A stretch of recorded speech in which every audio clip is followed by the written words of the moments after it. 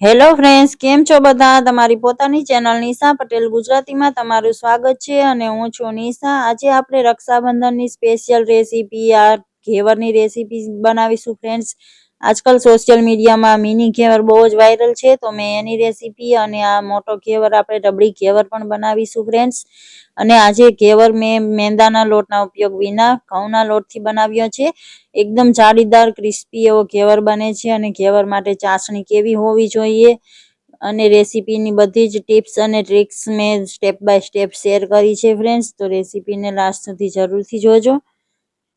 એકદમ સરળ રીતે રેસીપીને સ્ટેપ બાય સ્ટેપ આપણે ફોલો કરીશું, તો તમે પણ ઘરે પહેલી જ વારમાં ઘેવર સરળતાથી બનાવી શકો છો.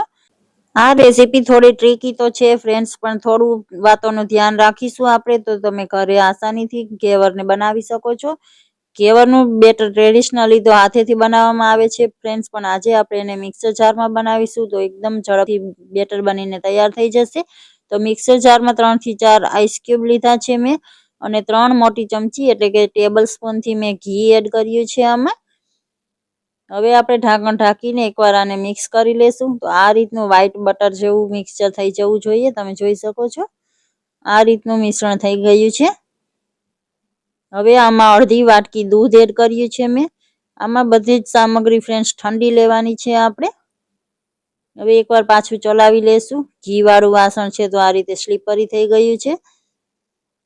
હવે આમાં 1 વાટકી મેં ઘઉંનો લોટ એડ કર્યો છે. એકવાર મને એડ કરીએ, થોડો અડધો એડ કર્યો છે, અને એકવાર પાછું આપણે મિક્સ કરી લેશું. તો આ રીતનું ખાટું થઈ ગયું છે, તમે જોઈ શકો છો. એ રીતે થોડું આપણે એડ કરતા જઈશું. હવે એમાં પાણી એડ કરીશું. તો પાણી પણ મેં ફ્રીજનું ઠંડુ પાણી યુઝ કર્યું છે ફ્રેન્ડ્સ. 1 વાટકી પાણી એડ કરી દીધું છે મેં, અને બાકી વધેલો લોટ પણ આપણે એડ કરી દેશું. સારી રીતે પાછું આપણે મિક્સર કરી લેશું એને. તો આ રીતનું થઈ ગયું છે, તમે જોઈ શકો છો. પાછું આપણે 1 વાટકી પાણી એડ કર્યું છે.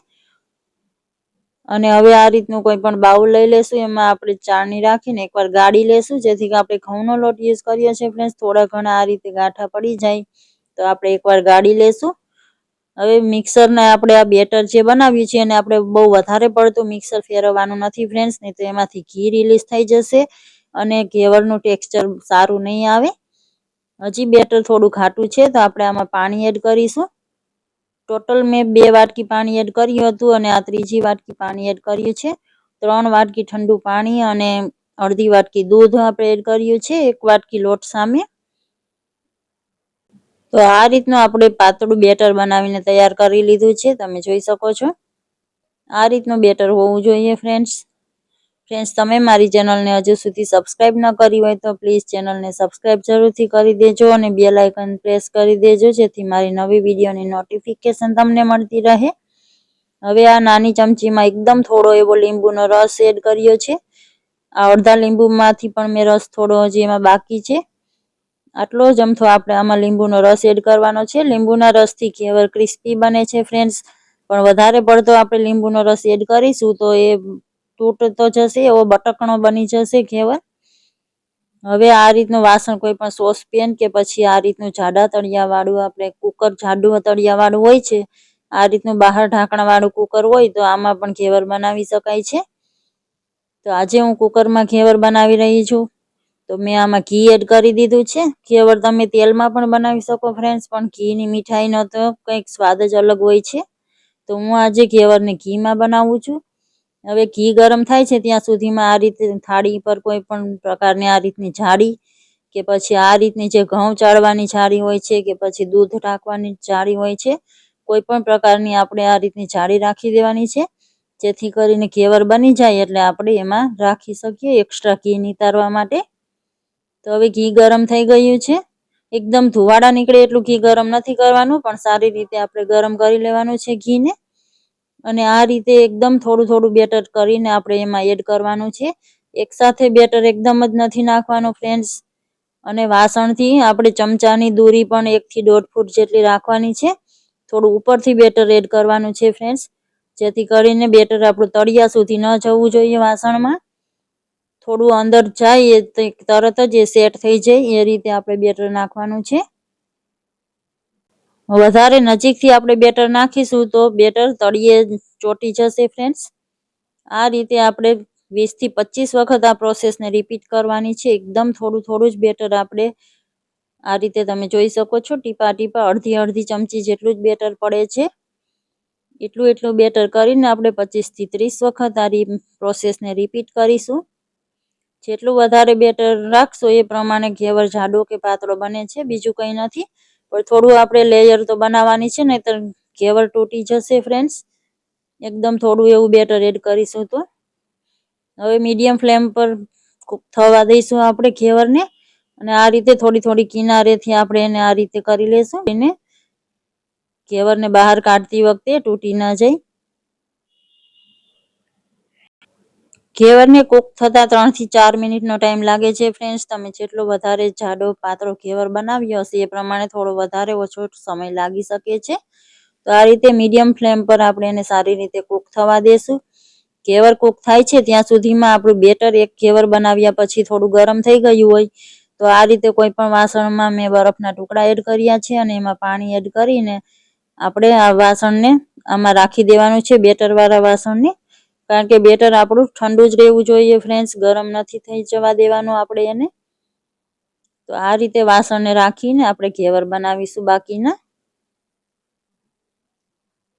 તો હવે આ જે કૂક થાય છે એ ઘેવર આપણો થઈ ગયો છે. હવે આપણે એને આ રીતે થોડું થોડું હલકું એવું પ્રેસ કરીશું, જેથી કરીને સરસથી એ નીકળી જાય ઘેવર.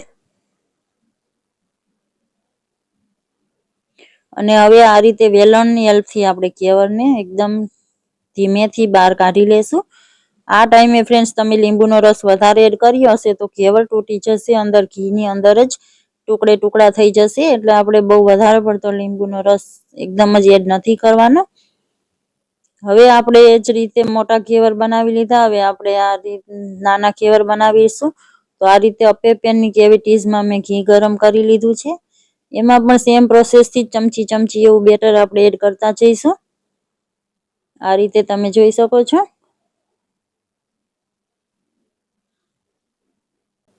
આ રીતે પણ સરળતાથી ઘેવર બની જાય છે ફ્રેન્ડ્સ, પણ બહુ થોડા વધારે પડતા નાની નાની સાઈઝના બને છે. આમાં કૂક થતા એકદમ જ વાર નથી લાગતી, કારણ કે બહુ ઓછી ક્વોન્ટિટીમાં છે. ઉપરથી આ રીતે થોડું થોડું ગરમ ઘી એડ કરતા જઈશું. અને ઘેવરને આ રીતે બ્રાઉન કલર આવી જાય એટલે આપણે એને કાઢી લઈશું. તો આ રીતે આપણા મિની ઘેવર બનીને તૈયાર થઈ ગયા છે. ઘેવરના ઉપર આ રીતે રબડી એડ કરવામાં આવે છે ફ્રેન્ડ્સ. દૂધને ખાટું કરીને એમાં ખાંડવાળું કરીને મેં આ રીતની રબડી બનાવી લીધી છે. એ આપણે એડ કરીશું અને ઉપરથી ડ્રાયફ્રૂટ્સ એડ કર્યા છે. મેં પિસ્તા અને બાદામની કતરણ એડ કરી છે. અને ગુલાબની પાંખડીઓથી મેં એને ગાર્નિશ કર્યો હતો. અને આપણા મોટા ઘેવર પણ બનીને તૈયાર છે, તમે જોઈ શકો છો. એમાં ચાસણી એડ કરીશું ફ્રેન્ડ્સ. તો ચાસણી વધારે પડતી પાતળી ન હોવી જોઈએ, નહીં તો ઘેવર આપણા ઢીલા થઈ જશે, ક્રિસ્પી નહીં રહે. અને વધારે પડતી ઘાટી હશે તો ચાસણી અંદર સુધી જશે નહીં, ઉપર જ સેટ થઈ જશે. એટલે આપણે 1.5 થી 2 તાર જેવી ચાસણી લેવાની છે. આ તમે જોઈ શકો છો, એકદમ જાળીદાર ક્રિસ્પી એવો ઘેવર બનીને તૈયાર થયો છે ફ્રેન્ડ્સ. તો આ રીતે અમુક વાતોનું ધ્યાન રાખીશું તો આપણે સરળતાથી ઘરે ઘેવર બનાવી શકીએ છીએ ફ્રેન્ડ્સ. ચાસણીને વધારે પડતી ઘાટી કે વધારે પડતી પાતળી નથી રાખવાની. અને ઘેવરને ચાસણીમાં ડીપ કરવામાં નથી આવતો. ચાસણીને આ રીતે ઉપરથી એડ કરવામાં આવે છે ફ્રેન્ડ્સ. અને બેટર બનાવતી વખતે આપણે વધારે પડતું મિક્સરને ચલાવવાનું નથી ફ્રેન્ડ્સ, નહીં તો એમાં ઘી એકદમ જ ઉપર આવી જશે અને તમારું ઘેવરનું ટેક્સચર સરસ નહીં આવે. અને મીડિયમ ગરમ ઘીનું ટેમ્પરેચર હોય, ઘી કે તેલનું, એમાં આપણે ઘેવરને બનાવવાનો છે અને જાડા તળિયાવાળા વાસણનો ઉપયોગ કરવાનો છે. તો આ રીતે ક્રિસ્પી જાળીદાર ઘેવર આપણે ઘઉંના લોટમાંથી બનાવ્યો છે ફ્રેન્ડ્સ, મેંદાના ઉપયોગ વગર.